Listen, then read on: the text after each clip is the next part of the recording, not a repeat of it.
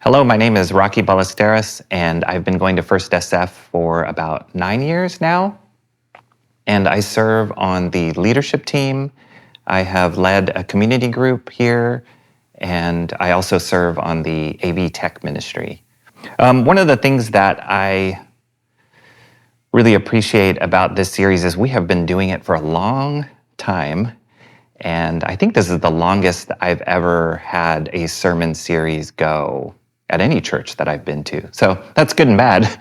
But I think what it has really shown me is that the book of Matthew, I go to that verse that's actually in Matthew chapter 13, talking about the kingdom of heaven is like a grain of a mustard seed. And I really feel that about this time that we're studying Matthew, that we've been given a tiny seed, and whether it grows, is really dependent on how deep we want to go into this. There's so much put into this book that we often are looking for little bits here and there of like, oh, that's, this verse will help me through the difficult time I'm going through, or this verse will.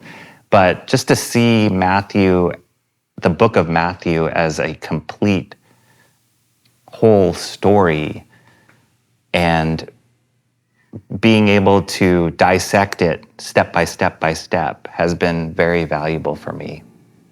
I think with the idea of, or the word, the kingdom, it's funny because that definition, automatically you think of like a huge like castle and riches, and it's the definition of the kingdom as it's laid out, and as we look at Jesus's life, is this upside down picture of what kingdom means. I walk away from each sermon asking like, okay, how does this apply to my like everyday? Like, this is great to hear about Jesus and kind of the stories and the people that he interacts with and just leading up to the cross. But how does this affect me in my everyday?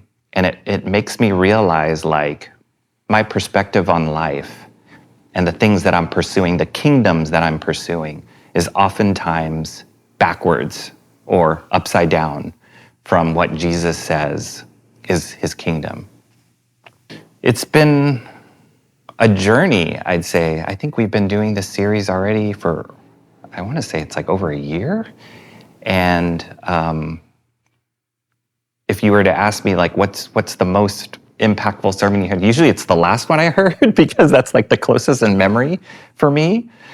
But I think it's again, goes back to that mustard seed. It's really how much of that information, how much of that sermons, how much of what I'm learning about Jesus am I willing to let sit and grow and change me?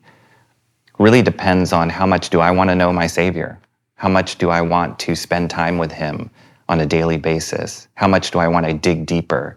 I'm not looking just for the TikTok, social media Jesus. Like, I want to know Jesus deeper. So that's really been the biggest thing for me in this sermon series. And TBD of what I come out with after this sermon series is done. But I definitely know it's challenged me to dig in